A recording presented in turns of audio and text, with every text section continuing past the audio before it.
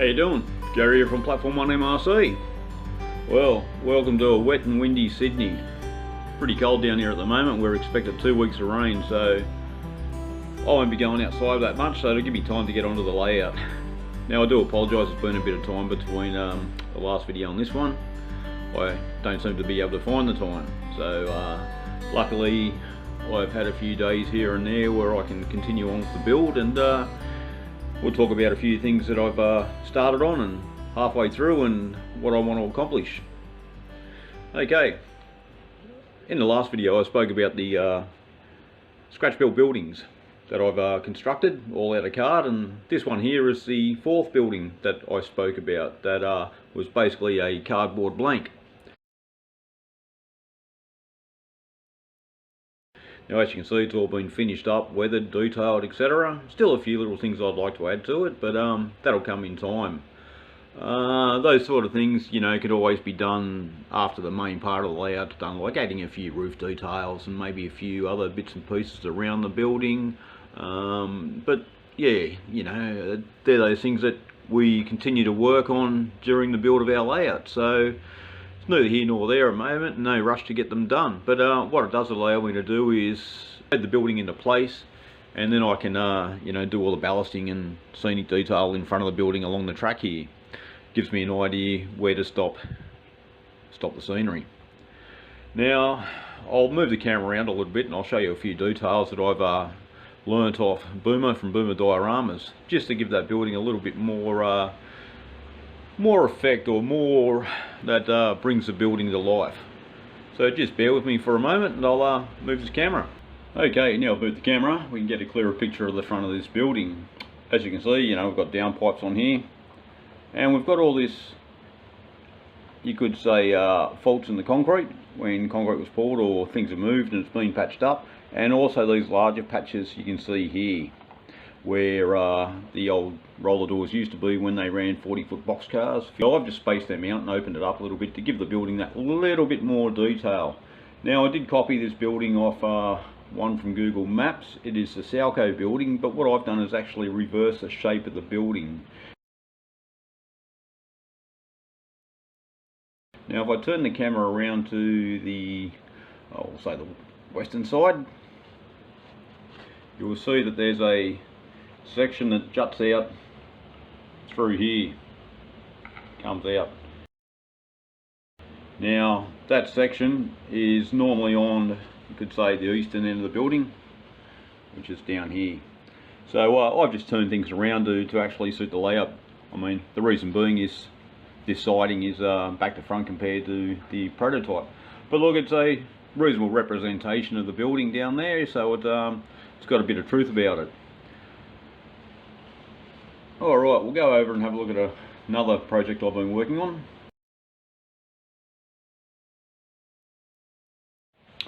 Okay, we're down here at the corner module, and as you can see, I've started installing hard stand or buried track. Now the method I've used here is one that Boomer Diorama uses, and he's really inspired me to have a go at how he does it. It is a balsa wood technique where previously I've used cardboard. Now I thought I'll give this a go anyway and see what it's like, because the balsa wood's a hell of a lot easier to cut than cardboard, because the stuff I use is anywhere between 1, 2 and 3 millimeters thick. Balsa wood's far easier to cut. Now you can see that it's been treated in grey, then also the white on top is another tip from Boomer, is the fibre paste. So a thin layer has been spread over the top of the painted surface, and what that does is takes out the wood grain and creates a bit of a smooth but an area with texture too. So once I start to put washes and colours onto the hard stand there, it should really lift up. Some areas here you can see the wood grain. What I am hoping, once I get a little bit of rubbish on here, a couple of more washes and all that, and eventually a wall in here with the overhang of the roof, it will hide that. Now this corner here is based on the ferrous processing plant there in Miami, down along the I think it's Northwest River Drive. So if you've seen photos of that on any of the Lance Meinheim videos, you'll know what I'm talking about. Now I've also started on a hard stand on the other Peninsula module, where I've built my rendition of the Miami Produce Centre. So that's still in its throes at the moment. Still got balsa down, being weighed down as the glue dries. So I won't show you any of that, but I will show you that in the upcoming video, and probably later this month. One thing you probably do see are these wires down the end here, thinking, what are they? And that leads on to our next little segment about lighting.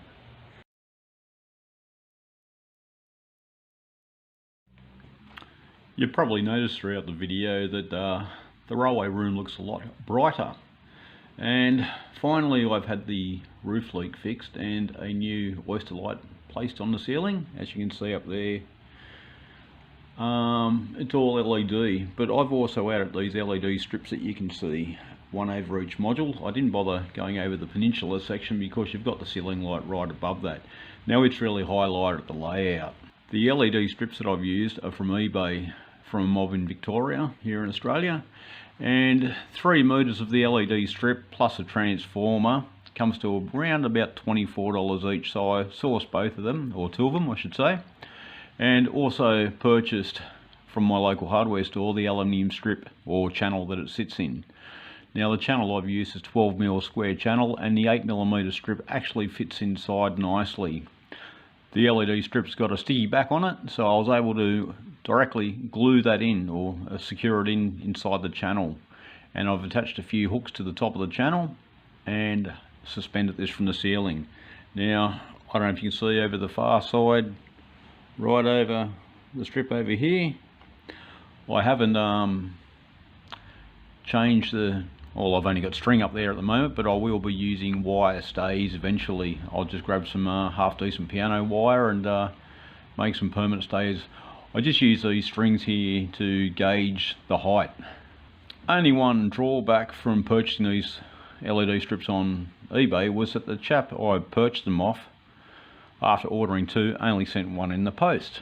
So I got in touch with him, and eventually he sent me out the second strip. It's just a pity he didn't look at my original order, because this one you see above us here is natural white, and the far one over the other side there is actually cool white, which makes hell of a difference to the layout. I would have preferred to have both natural light or natural white on the layout, because it really highlights the layout nicely, really gives it a glow. I have been in touch with the seller, and hopefully he can remedy this issue. But I didn't know it was cool white lights until it was all glued in, and you can see the wiring down the end, right down here, that's attached, running down that wall over in the corner there. Had them all attached, had them all hung up, turn the power on and go, okay, these ain't the same lights. But anyway, hopefully that issue can be solved in the long run. So that's the lighting aspect of the layout.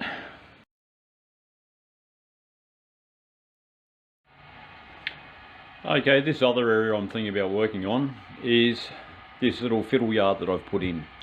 Now, as you can see, we've got a train coming in, and the dilemma is, how do we get the train to go out without blocking the main line, or how do we run the locomotive around the cars that's just brought in? So my simple answer is to cut this section out through here and place a piece of thicker board in, or timber into here, and with one of those collapsible hinges. Now, I have showed one of them previously on one of my other videos, and that will enable me to build an extension out through here that will drop down when not in use.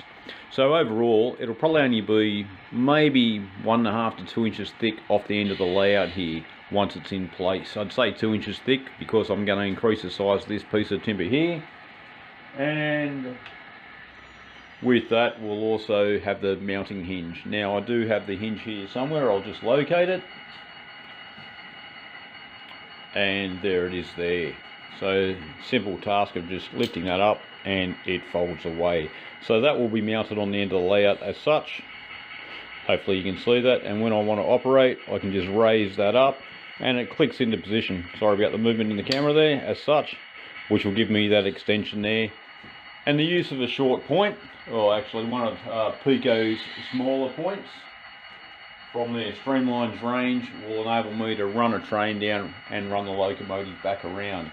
Now I've decided that these two tracks here will be basically classification tracks, and where these box cars are sitting here will be the next train to go out. So you can bring your locomotive, bring your train in, run your locomotive around, sort out a few wagons, or attach to the waiting train to take it out to the next destination. So that's where I'm up to at the moment. And like any model railway, your plans that you have designed, thought of in the past, tend to change a little bit as you build the layout along. You'll always find little areas of contention where you think, okay, now that's a great idea. Okay, what do I do? How do I go about correcting that? So that's where I'm at the moment. Getting these little bits and pieces in place to make operations a lot easier, a lot smoother, finishing off the buildings, the construction, what have you, the hard stand areas, and moving on from there. So once these hard stand areas done, the finished drop away section down here complete, basically start on the scenery hopefully. Anyway, that's a lot for this month. I know it's only early July, but maybe able to get a video out in the next couple of weeks for you. Touch wood, if I'm not too busy, that is. Between now and then, take care, stay safe, and keep on modelling. Cheers, Gary.